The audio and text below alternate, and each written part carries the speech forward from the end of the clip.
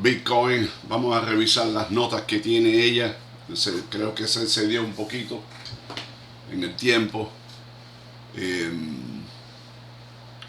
Vamos a ver cómo... Ay, santo cielo, 22 minutos de resumen. ¡Wow!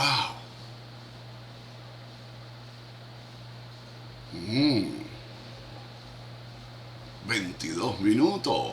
Dios mío, y esta locura que fue. Esta locura que fue acá. Vamos a ver. Bienvenidos a esta exploración detallada. Hoy vamos a mirar un momento muy particular, muy convulso para Bitcoin. Mediados de agosto de 2025. La escena era, bueno, imaginen, justo después de tocar un nuevo máximo histórico, ¡pum!, el mercado se desploma. Mucha incertidumbre en el aire.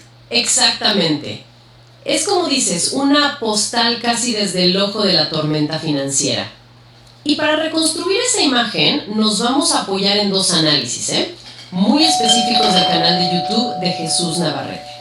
Son del 21 y 25 de agosto de 2025. Instantáneas, ¿no? De esos días tan frenéticos. Perfecto. Nuestra misión entonces es desempaquetar esos análisis. Queremos sacar las señales técnicas clave, entender cómo reaccionó el mercado, ver qué peso tuvieron las noticias, las operaciones grandes, y bueno, descifrar las estrategias de trading que se estaban manejando. La idea es pintar esa postal lo más vívida posible de cómo estaba el ánimo, el sentimiento del mercado, justo en ese instante. ¿Listos? Vamos allá. Empecemos con esa primera toma, la del 21 de agosto. Hay que recordar el contexto, ¿no? Justo antes, cerquita del 14 de agosto, Bitcoin había rozado ese máximo histórico espectacular, casi $124,531. Había euforia, mucha euforia. Sí, pero como pasa a menudo, ¿no? La euforia a veces no deja ver bien. Y el análisis de Navarrete ya marcaba algunas señales de cansancio, ¿verdad? Pequeñas grietas. Así es. Fíjate que Navarrete destacaba, por ejemplo, cómo el precio se había pegado casi con desesperación a la banda de Bollinger Superior.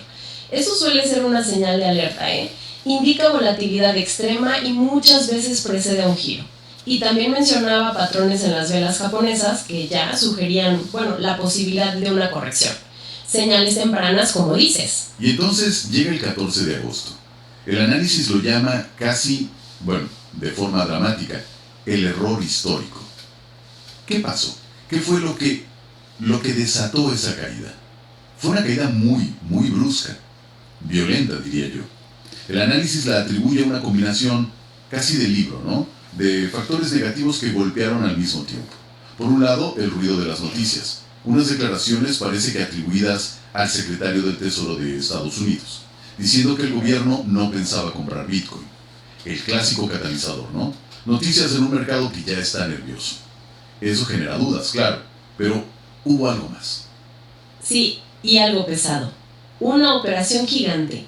Se habló de una venta y luego una recompra de Bitcoin por unos $800 millones. Un movimiento de esos que llaman de ballena, ¿no?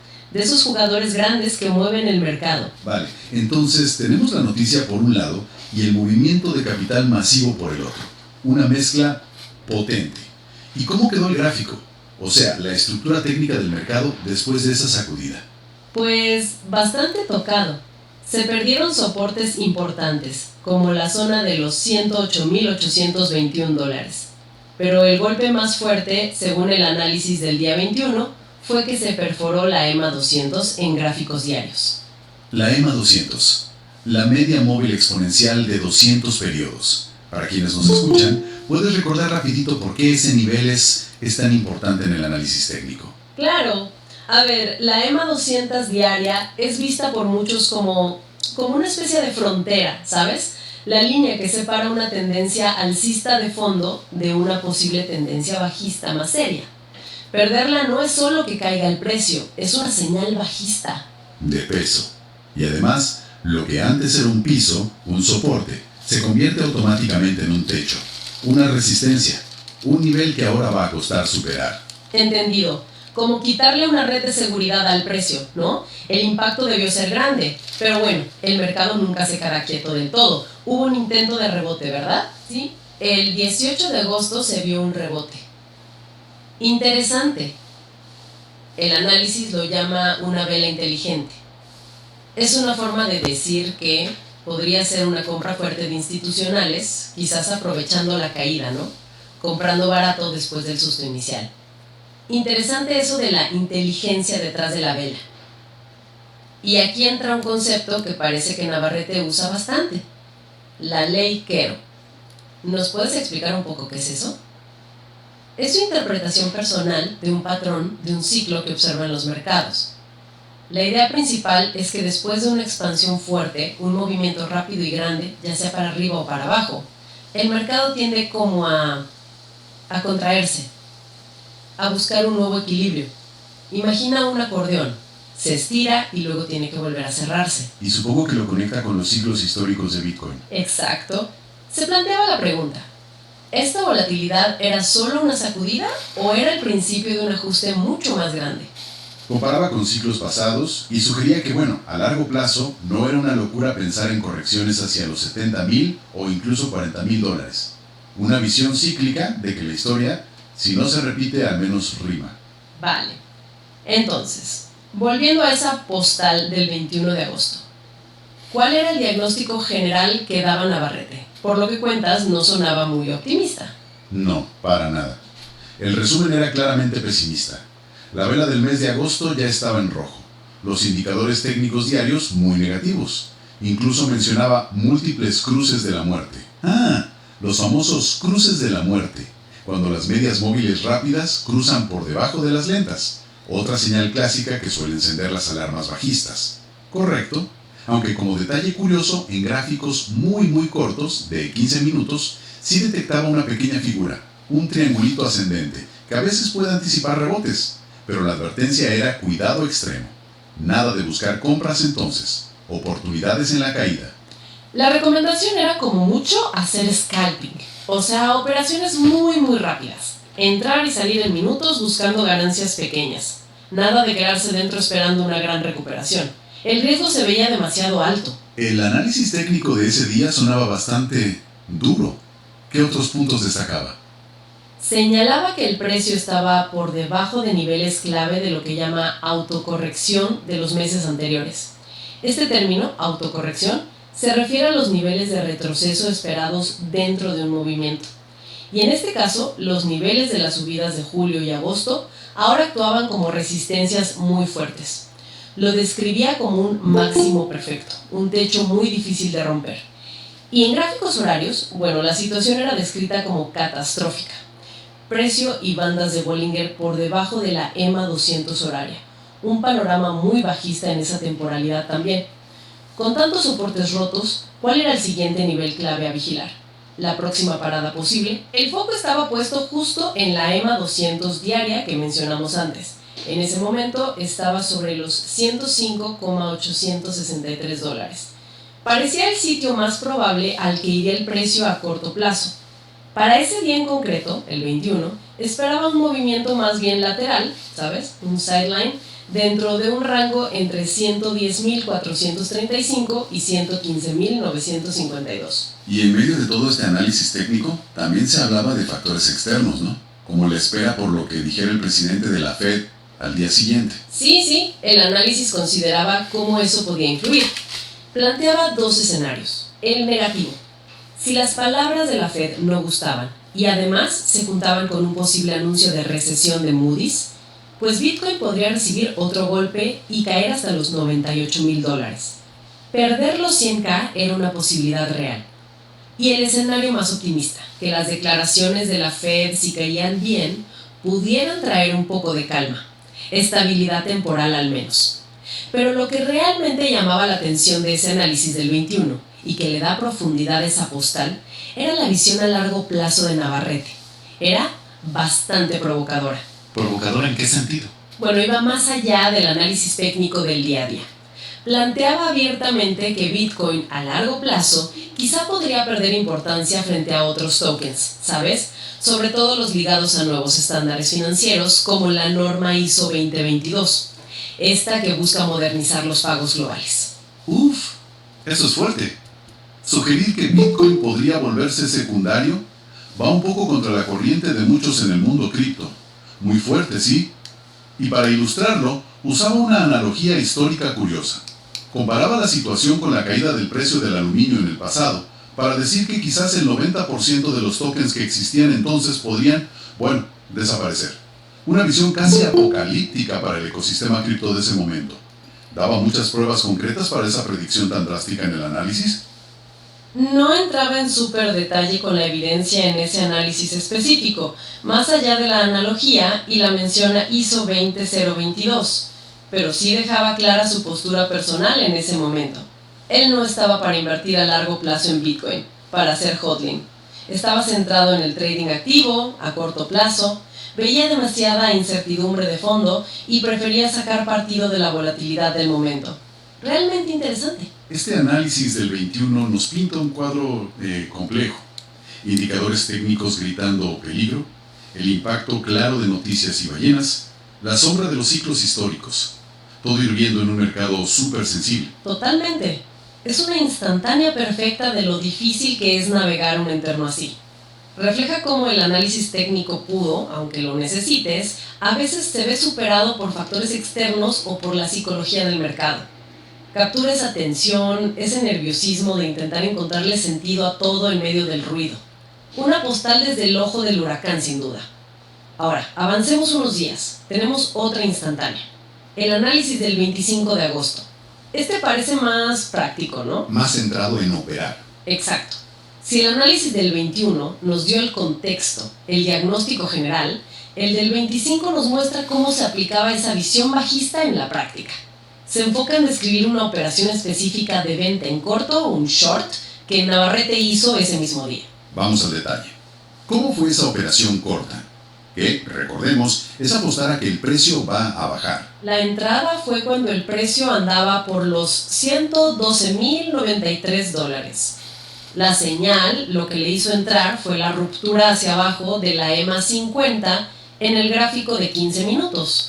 Navarrete la describió como una señal muy fácil y masiva, que ocurrió durante lo que él llamó una rotación masiva de promedio. Rotación masiva de promedio. Suena técnico. ¿Podemos traducirlo un poco? Parece que se refiere a un momento en que el precio cruza de forma muy clara, con fuerza y volumen, una media móvil importante, en este caso la EMA 50 en 15 minutos. Sería como una señal de un cambio rápido y fuerte en el sentimiento del mercado a cortísimo plazo, confirmando la dirección bajista que ya esperaba. Entendido. Y dice que fue escalando la posición. ¿Eso qué quiere decir? Quiere decir que no metió todo el dinero destinado a esa operación de golpe. Fue añadiendo más a su apuesta bajista a medida que el precio confirmaba la caída, fijándose en las velas de gráficos aún más cortos, como el de 5 minutos. Se hace para controlar el riesgo y confirmar que la tendencia va en tu favor antes de meterlo todo. Y todo esto, recuerda, venía de análisis previos que hablaban de dobles autocorrecciones negativas, o sea, una falta de confianza total en cualquier intento de subida. Una de las partes que me parece más útil, sobre todo para quien opera, es cómo decidió cerrar la posición, tomar las ganancias. Salir bien a veces es más difícil que entrar, ¿no? Totalmente de acuerdo. Y el análisis del 25 le dedica tiempo a explicar justo eso. Sacó una ganancia de unos $2,300 sobre un movimiento total de unos $2,600 en esa operación. Lo interesante es, ¿por qué no cerró en cuanto vio la primera vela verde después de la caída fuerte? Claro, lo intuitivo sería pensar, vela verde, peligro, a salir. ¿Por qué no lo hizo? Su argumento fue que esa primera vela verde no era una señal real de que el precio fuera a darse la vuelta. Era simplemente una autocorrección de la vela roja anterior. O sea, un pequeño rebote técnico, casi un respiro esperado dentro del movimiento bajista principal, el swing, pero que no significaba que la fuerza vendedora se hubiera acabado. Cerrar ahí habría sido precipitado según su método. Entonces, ¿qué buscaba exactamente para darle al botón de cerrar? Buscaba señales más claras de que el impulso bajista, el swing, se estaba agotando. Miraba si las velas siguientes conseguían romper pequeños niveles de resistencia que se habían creado en las autocorrecciones anteriores. El cierre final lo hizo justo cuando el precio logró superar uno de esos pequeños niveles que había aguantado en las velas recientes. Esa superación para él validaba que el impulso bajista inmediato podía estar terminando. Así que salió, aunque curiosamente el precio luego bajó un poquito más, pero prefirió asegurar la ganancia siguiendo su sistema. Muy metódico, basado en la estructura del movimiento, no solo en el color de la vela. Después de esa operación, ¿cuál era su lectura del mercado ese día 25? ¿Había cambiado algo? Seguía siendo claramente bajista. Su expresión fue muy gráfica. Esto va en caída, pero así. No esperaba un gran rebote, un pullback. Como mucho, anticipaba un movimiento lateral, un sideline, que quizá llegaría hasta la EMA 20 en el gráfico de 15 minutos, pero no mucho más allá. ¿Y cuál era entonces la estrategia que recomendaba para seguir operando en ese ambiente? La estrategia era esperar, con paciencia. Dejar que el mercado tuviera un pequeño repunte, por ejemplo, que superara la EMA 50 en 15 minutos temporalmente, para luego buscar una nueva entrada corta cuando el precio volviera a cruzar esa misma EMA hacia abajo. Estaba buscando repetir el patrón de cruz de muerte a corto plazo. Su predicción era clara. El mínimo reciente, la zona de los $109,000, probablemente se visitaría de nuevo. Me llama la atención cómo va adaptando las medias móviles que usa como referencia. No se casa con una sola, ¿no? Ese es un punto clave de su enfoque por lo que se ve en estos análisis. Explica cómo la media móvil importante cambia según la tendencia y la volatilidad del momento. Si en tiempos más calmados la referencia podía ser la EMA 200 diaria o luego la EMA 20 diaria. Para esta operación del 25 en plena caída, la guía fue la EMA 50 en 15 minutos, mucho más pegada al precio. ¿Y si la caída se ponía aún peor, volvería a cambiar de referencia? Sí, indicaba que si la caída continuaba fuerte, incluso la EMA 50 se quedaría atrás y la referencia clave pasaría a ser la EMA 20 también en 15 minutos. Y ya en un escenario extremo de caída libre, podrían ser la EMA 9 y la EMA 3 las que marcaran el final del agotamiento bajista. Vinculaba esto a su concepto de secuencia Kero, como una cascada de cruces de medias, 3/9, 3/20, que iban marcando las fases del ciclo, hasta el cruce grande de 50/200. Y para tener la foto completa combina distintas temporalidades, ¿cierto? Correcto. Menciona que usa gráficos de 1 minuto, 5, 15, 30, 1 hora hasta el diario. No para operar en todos, sino para confirmar las señales y ver dónde están las medias clave en cada marco temporal. Señalaba, por ejemplo, que para el 25 de agosto el precio ya estaba por debajo de la EMA 200 en muchas de esas temporalidades cortas. Y en el gráfico diario, el importante, el precio estaba por debajo de la EMA 50. La siguiente parada teórica era la EMA 200 diaria, sobre los $106,000. Y si se perdía ese nivel, bueno, los siguientes objetivos que mencionaba ya eran $90,000 y $74,000. Suena a que tiene una metodología muy estructurada. Insiste mucho en seguir modelos específicos. Si eso es recurrente, habla de los 5 modelos, que parece que pronto serían 6 modelos, que su equipo repasa todos los días. La operación corta que describió encajaba en uno de esos modelos, el de rotación de promedio. El énfasis está en la disciplina, ¿sabes? En repetir y en ejecutar la operación completa. Entrada, gestión y salida, siguiendo las reglas del modelo elegido. Muy estricto. Incluso da un consejo curioso sobre cómo ver su material de formación. Sí, recomienda verlo a velocidad acelerada, a 1.5x o 1.75x. Dice que no es solo por ahorrar tiempo, sino para entrenar la mente a procesar información y reaccionar rápido, simulando un poco la velocidad y la presión del mercado real. Qué curioso enfoque. Para cerrar el análisis del día 25, ¿cuál era la jugada técnica concreta que estaba esperando o buscando después? Reiteraba la idea de buscar otra entrada corta. Específicamente, si el precio rompía claramente por debajo de la EMA 20 en el gráfico de 15 minutos, que andaba por los $110,093, buscaría entrar corto apuntando un soporte histórico cercano sobre los $109,276. Perfecto.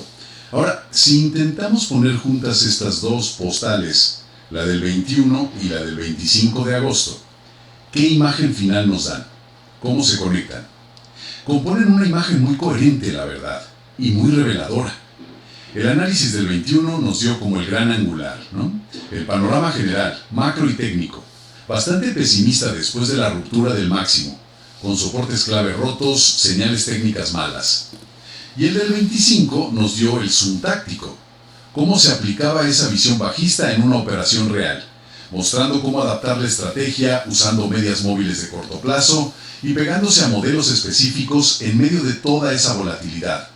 Así que la postal final de ese momento, la que mandaríamos desde agosto de 2025, mostraría un mercado de Bitcoin con heridas técnicas claras, muy sensible a las noticias y a los movimientos de los grandes. Un mercado con un sesgo bajista muy fuerte, según los indicadores y las medias que seguía Navarrete.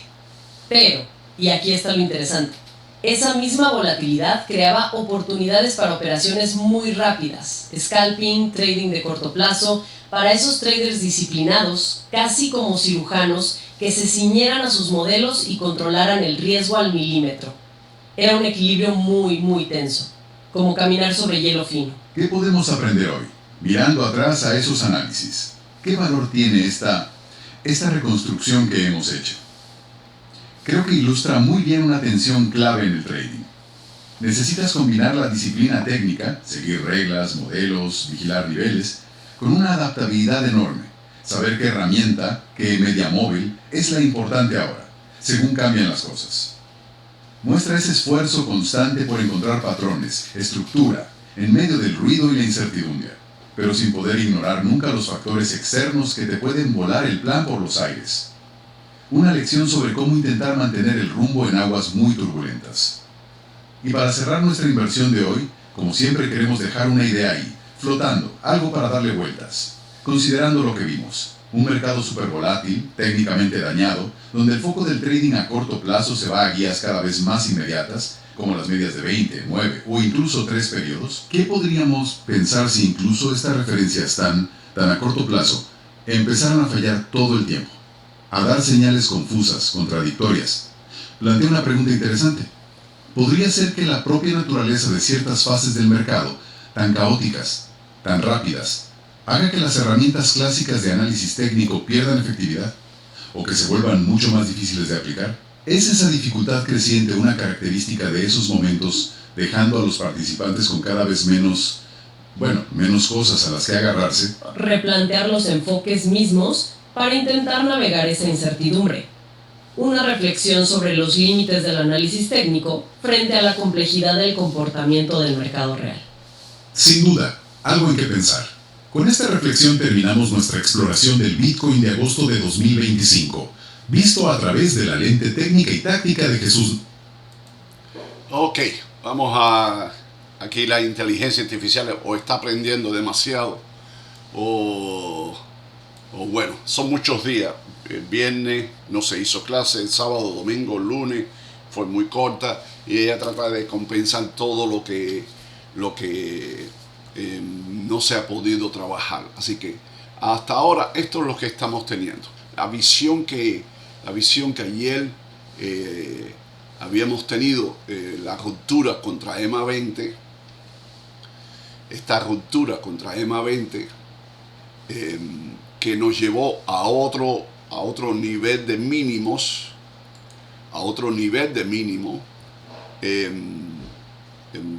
y el mínimo de ayer fue 108.670, algo que habíamos anticipado.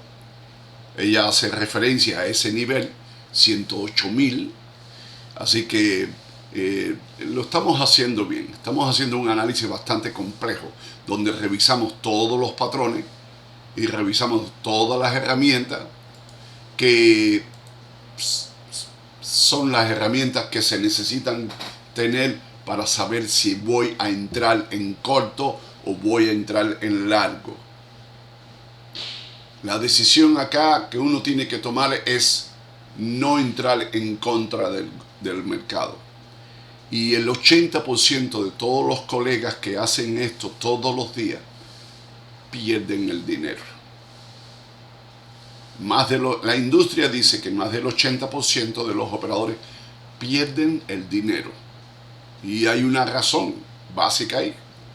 es que están haciendo una lectura equivocada, pero no solamente están haciendo una lectura equivocada, sino que no están haciendo el más mínimo análisis técnico. Y el análisis técnico es vital para entender qué es lo que está reflejando el mercado y uno pueda tomar una decisión, pueda encontrar una pauta.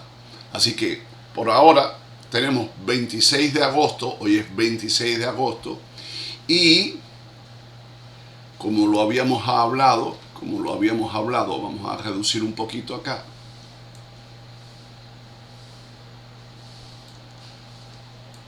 Bueno, no me deja reducir.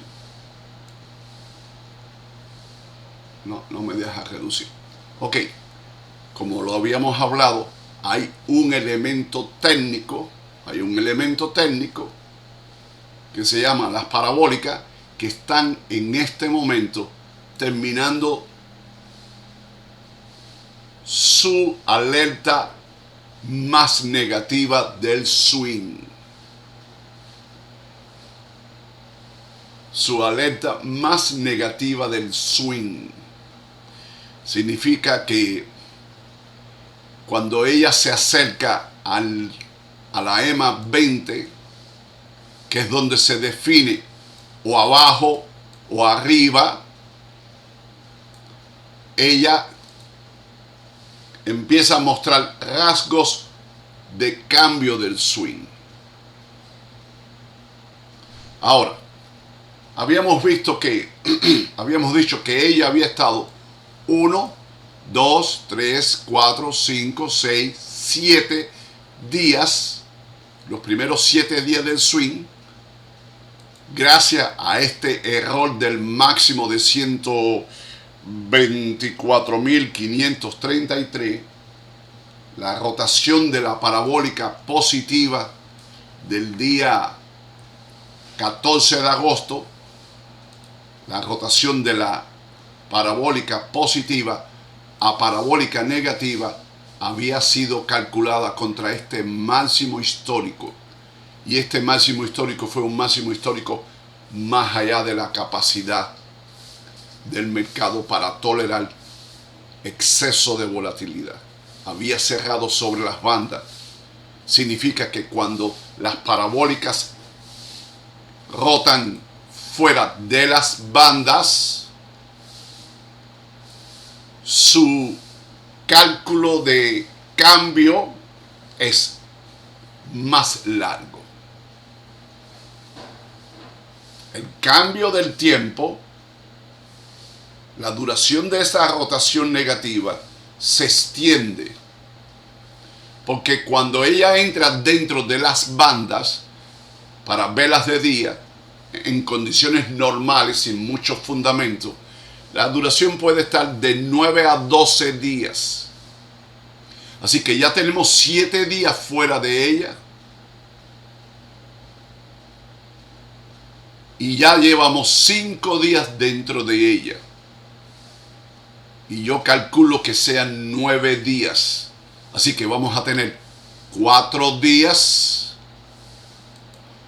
donde el mercado puede cambiar su orientación.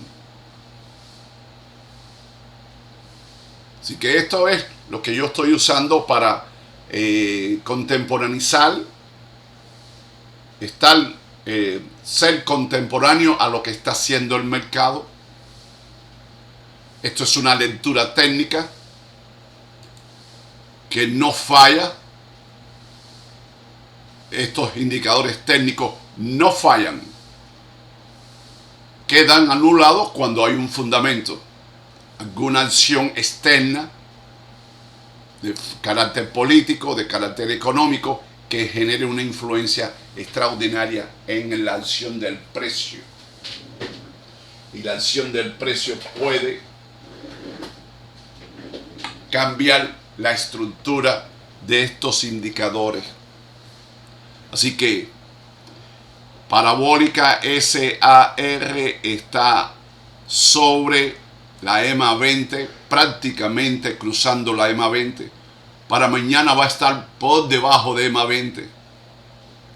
y tengo que hacer una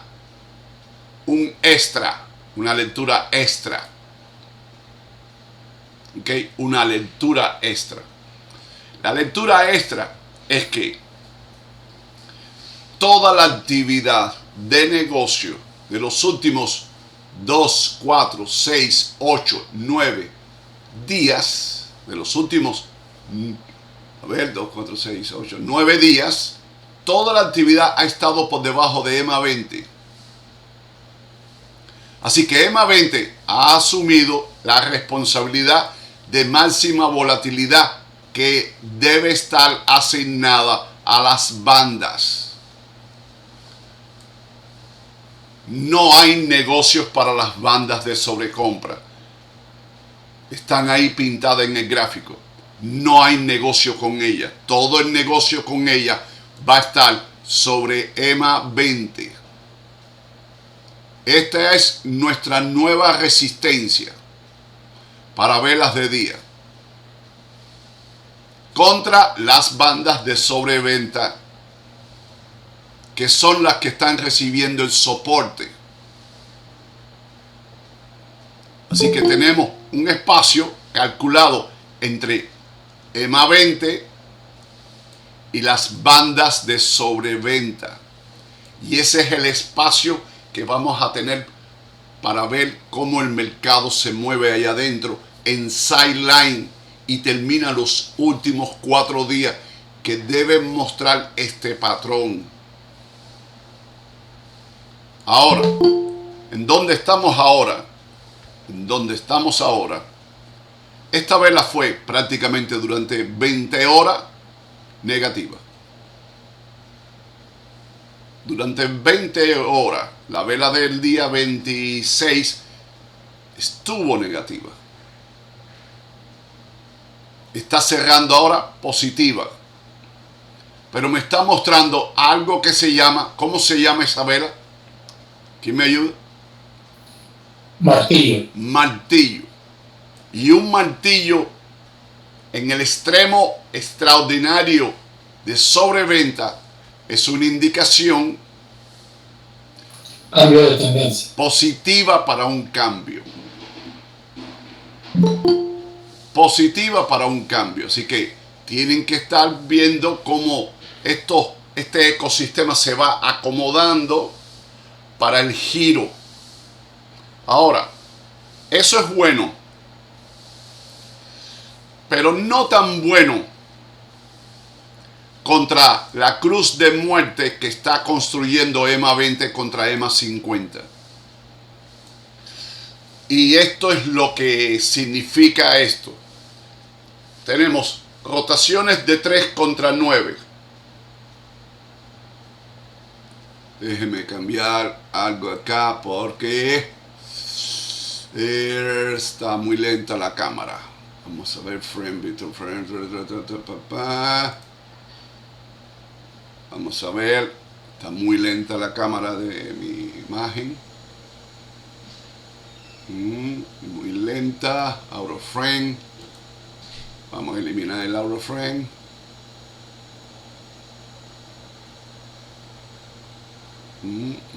Bueno, mejoró un poco la velocidad. Así que aquí hay algo que hay que observar.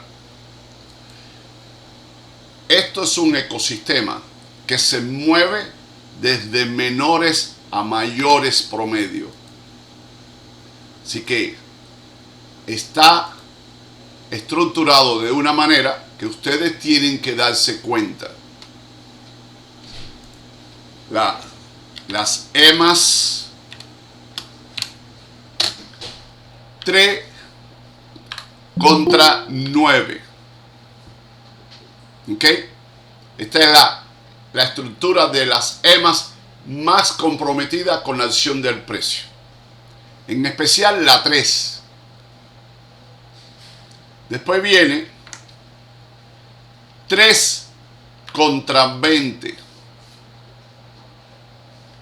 Después viene 3 contra 50. Este es el ecosistema estandarizado de ella.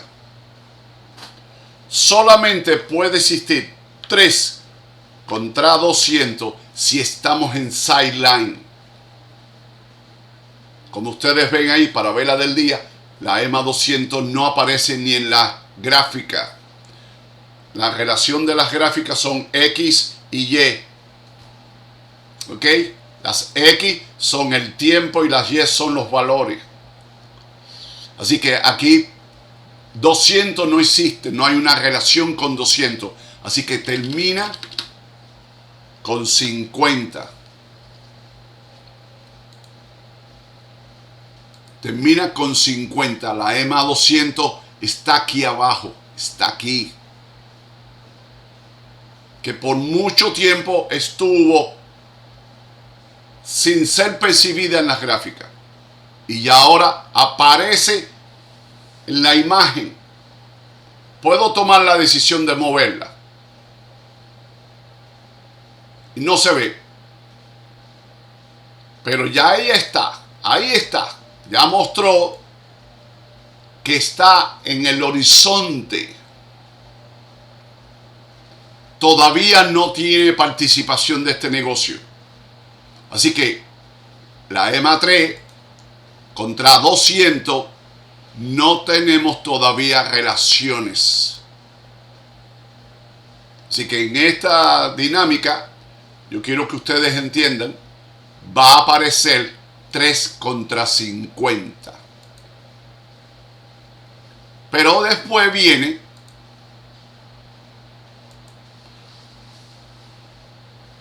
$9 contra 20.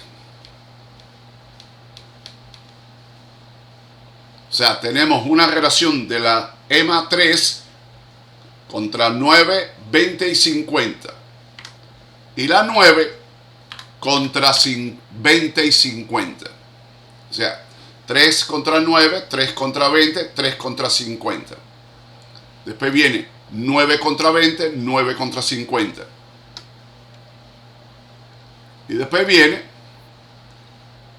20 contra 50. ¿Ok? No podemos traer a EMA 200 todavía. Y en eso estamos ahora. 20 contra 50. Lo que se supone que sea la última rotación que veamos por ahora. Porque este gran ajuste que hemos tenido, esta gran devaluación, y estamos hablando de 124.533 máximos más 108.622, ya estamos hablando de más de $15.900 de precio perdido. Así que hasta aquí esta es mi visión. El último promedio que va a rotar es 20 contra 50. No viene 20 contra 200. No ahora. Hay que corregir toda esta caída a un punto intermedio de las EMAs 920, 950. Esto es lo que está mostrando las gráficas. Lo que está mostrando las gráficas es eso. El mercado ya está haciendo la última fase, la fase máxima de las rotaciones de las EMAs. Y va a funcionar así. Su patrón es siempre igual. EMA 20, vamos a ubicarla porque EMA 20 debe ser negra. Es una frontera. La EMA 50, que es muy rígida porque son términos muy largos, 50. Y la EMA 3 es la que va a empezar a revertir cuando caiga, cuando haga su máxima caída y termine flat. Ella va a moverse, pero la EMA 3, que es muy lenta, va a estar cayendo todavía y la EMA 3 la va a cruzar por sinergia estadística. La va a cruzar porque la va a tener que cruzar. Porque la EMA 3 responde a 3 velas y 9 responde a 9 velas. Toma 9 velas su construcción. Y es 1, 2, 3, 4, 5, 6, 7, 8, 9. La EMA 9 va a seguir cayendo porque ella siempre hace la misma estructura. Su cálculo siempre va a ser igual.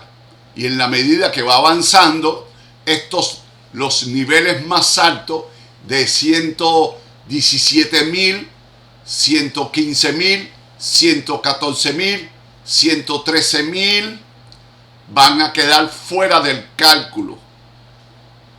Va a quedar fuera del cálculo y la EMA 9 va a estar compilando los niveles de 108.000, 109.000, 110.000 y 111.000.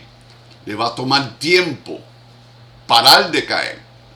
Así que esto es como se vigila el tiempo.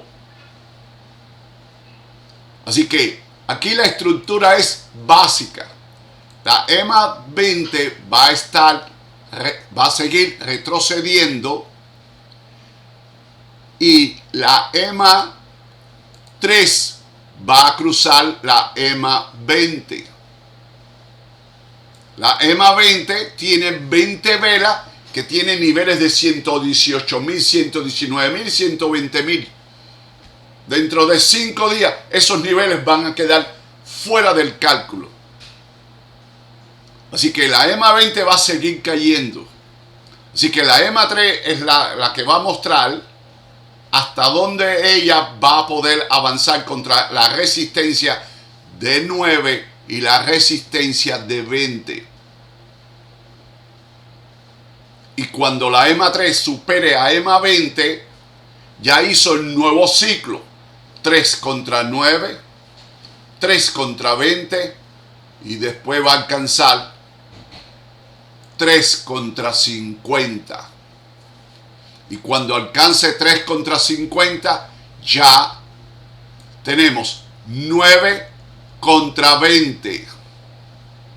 Y después 9 contra 50. Y ahí va a girar otra vez. Y vamos a tener de 9 a 12 días en esa rotación. Pero se necesita tiempo para que estos promedios vayan moviendo. Y en promedios a corto plazo, como 15 minutos, 30 minutos, hora, las bandas del Bollinger se muevan arriba para que permitan volatilidad mayor. Si no, esto no va a producirse. Así que este ciclo de lo que estamos viendo, eso es lo que estoy calculando. Por ahora, la parabólica está en su peor momento negativo. Así que entre EMA 50, 114.386 aproximadamente, y el precio actual de 111.282, ese va a ser el rango en los próximos días. Porque siempre el mercado hace la misma estructura. Después de un open gap down, ella queda en sideline dentro de un rango hasta que el rango produzca ruptura positiva. ¿Ok? No espero que se produzca ruptura de ese sideline negativo. No lo espero por ahora. ¿Por qué? Porque el mercado está totalmente viciado por una corrección así, descaradamente. Y sé que el nivel de 111.000 es un buen nivel para moverse $7.000 arriba y volver a los niveles de 118.000 a corto plazo. Así que esto tenemos que entenderlo. Tenemos hoy un nivel de 108.670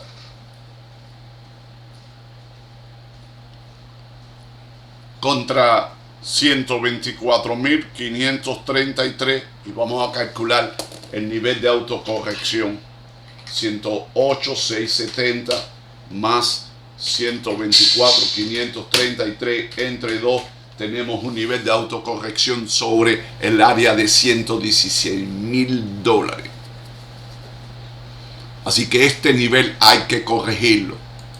Esto que está pasando tenemos que autocorregirlo. Y en esa área ella ha estado mucho tiempo. Así que eso es lo que tenemos a corto plazo, pero hoy es 26 de noviembre. Hay que buscar la vela del mes. Y la vela del mes tenemos que ajustar, la de agosto, tenemos que ajustar su área de autocorrección. ¿Ok? Tenemos acá el área de autocorrección de julio, que es 114.175, y el área de autocorrección de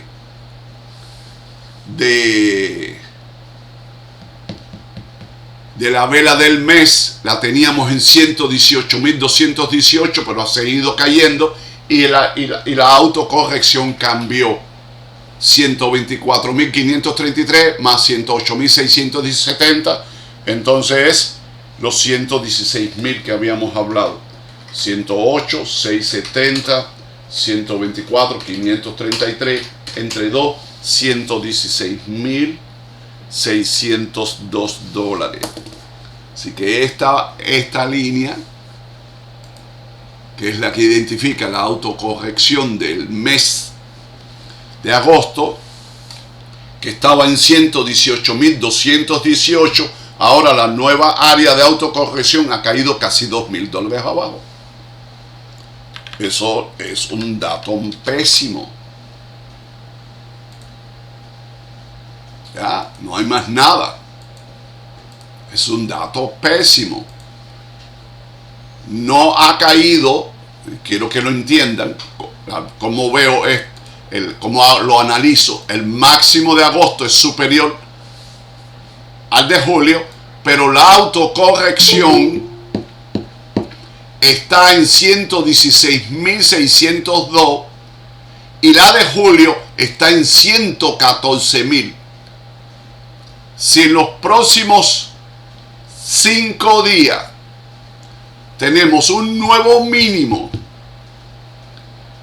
que ponga esta autocorrección por debajo de la autocorrección del mes de julio, esto se llama done deal.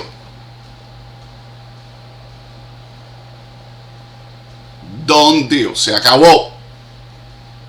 Esto es un factor determinante. Tenemos agosto mínimo superior, máximo superior, pero está negativa. Y su nivel de autocorrección, que es su máximo perfecto, el mercado no permite precios sobre 116.000 porque las bandas están detenidas ahí, franqueando la capacidad máxima de volatilidad. No hay forma, señores. Así que no hay forma. Y nos quedan 5 días. La mitad de la última etapa de la vela. 5 días. Y ya yo veo cómo va a ser la vela del mes de septiembre. Ya yo la veo. Ya yo sé cómo va a ser la vela del mes de septiembre. Va a ser negativa. Ella, si esta vela cierra acá, septiembre, abre aquí. ¿Y su capacidad máxima cuál va a ser la de septiembre? ¿Quién me ayuda? ¿Cuál va a ser la capacidad máxima de septiembre? La autocorrección del mes anterior. No. De agosto. La del mes de agosto. Ahí, perfecto. Sí, era correcto. Estoy mirando agosto como el mes anterior. Así que, y este será la máxima. Y va a rechazar ese nivel. Va a retroceder a la apertura. Va a marcar el máximo acá. Y vamos a tener una vela negativa al cierre de septiembre. Y la autocorrección de septiembre, en la primera etapa de la vela, no va a producir un nivel de autocorrección inferior a 116.000. Pero en la segunda etapa de la vela del mes de septiembre, entre el día 10 y el día 20 de septiembre, la autocorrección de septiembre va a ser inferior a la de agosto y va a ser inferior a la de julio. Y esto será mortal para la Bitcoin. Será lo último que la Bitcoin puede controlar. No hay manera. No hay manera, señores. No hay manera. Lo hemos tenido históricamente. Lo hemos tenido históricamente. Lo hemos tenido históricamente.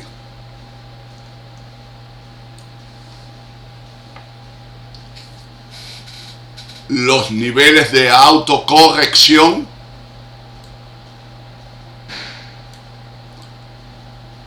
y el siguiente por debajo de la referencia. Así que octubre del 2021, y quiero que lo entiendan, este es el patrón que estamos vigilando. Noviembre del 2020 a noviembre del 2021. Y tenemos ahora julio del 2024, julio del 2025. Estamos teniendo la misma formación de vela. Si septiembre hace lo mismo que hizo diciembre del 2021, esto es don Dios. Aquí todo se va a escribir en septiembre. Octubre del 2021, la autocorrección de la vela significa el nivel donde se dividía la división entre mínimos, como la autocorrección como un mínimo soporte o como un máximo resistencia. Esa referencia, miren cómo fue noviembre. El récord de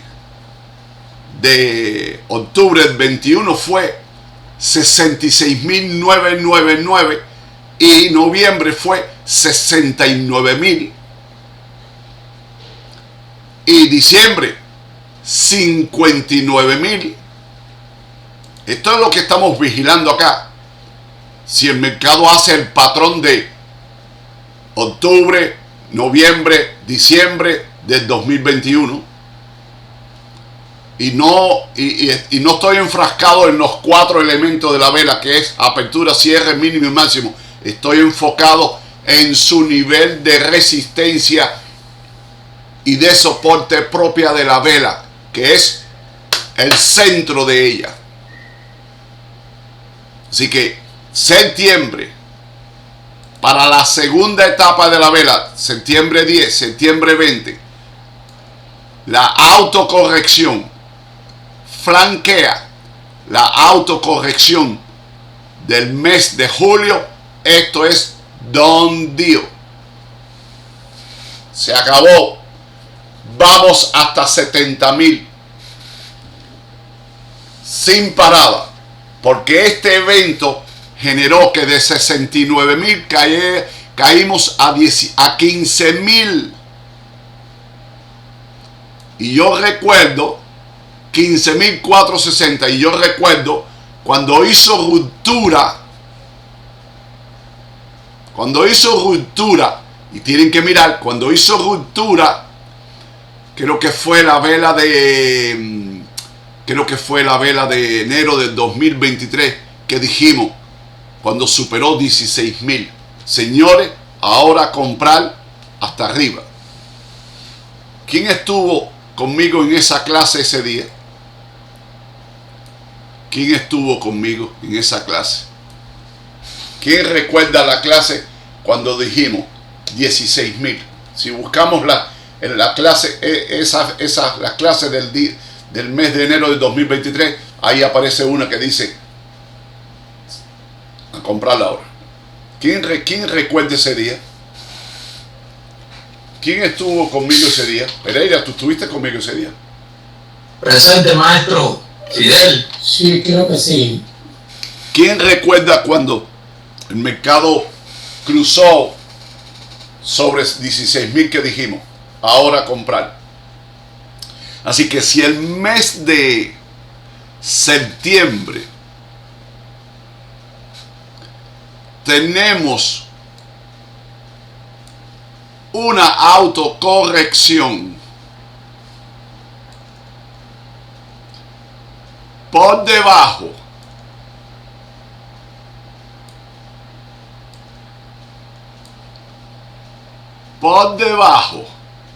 de la autocorrección de julio, aquí se acabó todo. No me importa si hay amores por ella, pero si en septiembre tenemos una autocorrección inferior a julio, se acabó esto. Eso vendría siendo una autocorrección de autocorrecciones. No creo que sea todavía, no creo que sea una autocorrección, porque estoy mirando este swing. Debe quedar corregido sobre los 90. Ella debe estar, vamos a traer las velas un poco arriba. Aquí hay un swing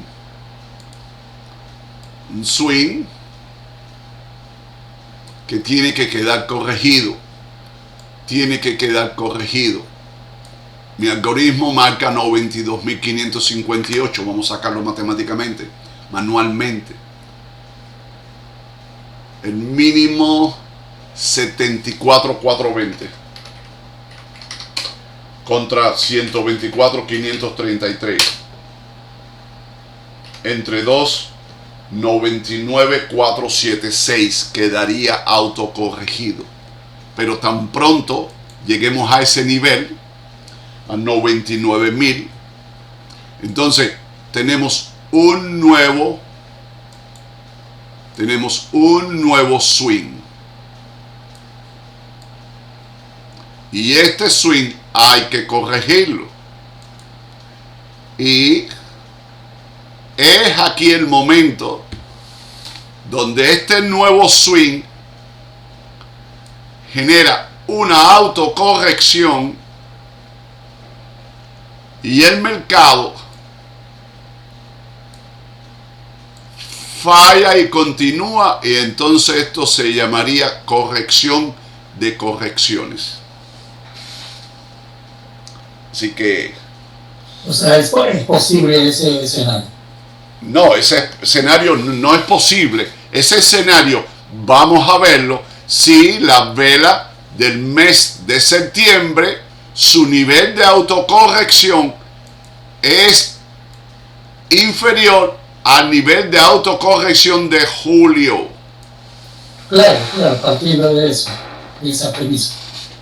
No estoy hablando de máximos y de mínimos. Va a ser la primera vela en ¿cuántos meses? En 1, 2, 3, 4, 5, 6 meses, que su máximo va a ser inferior al anterior. Pero que lo entiendan. Septiembre va a ser la primera vela. Aquí no hay oportunidad contra septiembre, donde estamos cerrando. Por mucho que ella se expanda, hay límites de volatilidad en 116,000 a 118,000. Tenemos que ver al hombre este que tiene una peluca amarilla con piel naranja gritando en la Casa Blanca: vamos a ser los dueños de todos los Bitcoin. Y eso no va a suceder porque el país no tiene recursos para comprar Bitcoin. Si ya se sabe que todo el planeamiento para los CBD, el dólar digital y todas las estructuras para llevar al nivel de cumplimiento con el ISO 9022, creo que se llama así, ¿no? Ese ISO hay que cumplirlo, y todo está calculado en monedas digitales, o sea, en activos digitales, formatos digitales, tokens digitales, que no tienen nada que ver con la Bitcoin. Yo no sé por qué si tenemos innovación tecnológica con activos actuales, y si aparece una aparece ahí, y esto no tiene que valer ni $800. Mañana aparece una solución tecnológica, una innovación tecnológica para mover capital, para que los gobiernos controlen el movimiento de capital y su cumplimiento de impuestos, porque todo esto se trata de los impuestos. La fuga de impuestos genera para el mundo, para los gobiernos, los desbalances financieros. Y ellos quieren trancar el sistema para que no se vaya un dólar, un activo de impuestos. Porque todos los países están corriendo el endeudamiento superando el 150% del Producto Interno Bruto. Y para atacarlo hay varios modelos. Poner perpetuas las deudas, valorizar todos los medios, que las casas tengan un valor de mercado 3 veces lo que tienen hoy, que las riquezas se multipliquen en 3 para que suba el piso de valor y la deuda no esté sobre 150% del Producto Interno Bruto. Todo se cotiza. Si mañana lo que hoy valía $3 vale mañana 9, lo que valía 1 millón vale 3 millones. Cuando tú pones el balance estadístico, tú pones: esto es lo que vale todo mi Producto Interno Bruto, que lo he triplicado artificialmente, y mi deuda cae por debajo de eso. Y ya salí de peligro. El cap se perdió. El cap en inglés significa el tope de la deuda. Se perdió porque el valor de la riqueza supera lo que hoy tenemos calculado. Y ese es el plan. Pero si los gobiernos pudieran recaudar toda la fuga de impuestos, oye, esto se paga rápido. Las deudas se pagan a una velocidad adecuada. Así que todos los instrumentos para construir todo flujo de capital va a estar construido sobre monedas que ninguna tiene el nombre de Bitcoin. Sobre token, que ninguno tiene el Bitcoin. La razón que sea, si Bitcoin va a convertirse en la fórmula matemática para construir un mundo mejor, hay otros tokens que tienen que su estructura es más rápida que la de blockchain de la Bitcoin. Y mañana va a aparecer otra, porque ahora tenemos otro empleado trabajando 24 horas al día, que se llama la inteligencia artificial.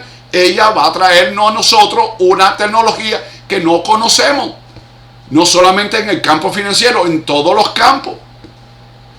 Y lo que hoy era carísimo, y vuelvo con la historia del aluminio porque lo viví,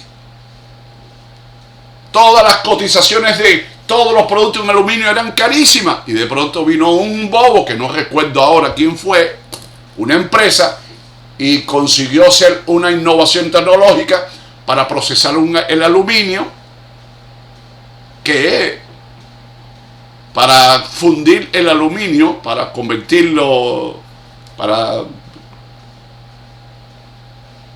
derretirlo, la temperatura del aluminio supera casi la de todos los materiales que existen en el planeta. Se necesitan más de 10.000 grados para derretir el aluminio. Y lo lograron. Y aquello yo lo veía en las bolsas, todo el mundo cayendo, todo aquel que vendía todo lo que estuviera relacionado con productos de aluminio como gran cosa costosa, se fue a la mierda.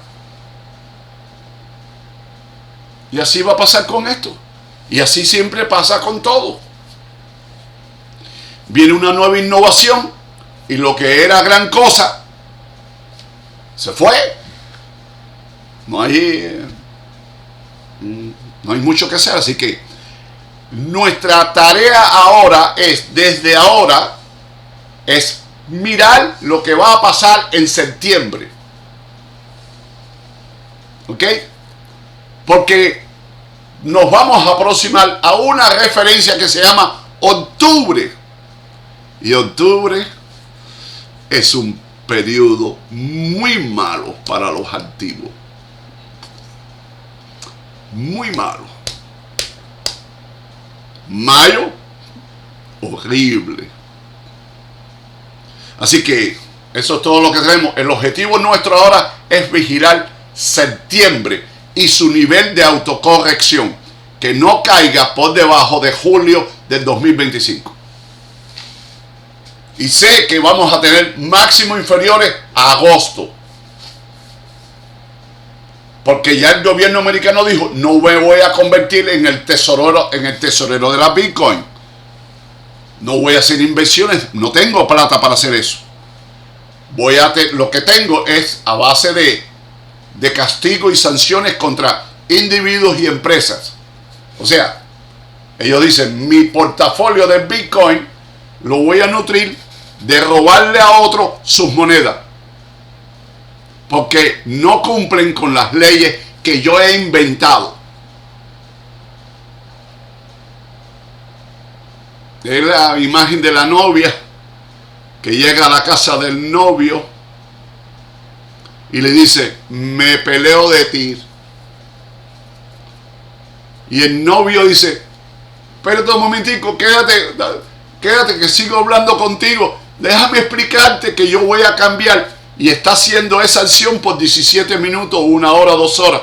Y durante 17 minutos, 1 hora, 2 horas, lo único que hizo fue secuestrar a la novia. Porque eso se llama secuestro en los Estados Unidos. Le han dado una forma que retener a una persona. Espérate un momentico. No te vayas. Ya cuando le dices no te vayas y ella se quiere ir, ya usted está secuestrando a su novia o a su esposa o a su amigo que le vino a la casa a decirle el narizón que eres. Así que no lo vayan a hacer. Cuando una persona venga a usted o una persona está a su lado y le dice me quiero ir y tú le dices espérate que te voy a hacer una canción. Hoy sí, una canción muy amorosa, pero la secuestraste. Eso se llama secuestro. Es un crimen muy peligroso. Son muchos años en la cárcel por secuestrar para expresar tus sentimientos. ¿Ok? Así que esto, lo único que yo quiero es vigilar septiembre. Septiembre se puede producir el patrón de octubre, noviembre, diciembre del 2021.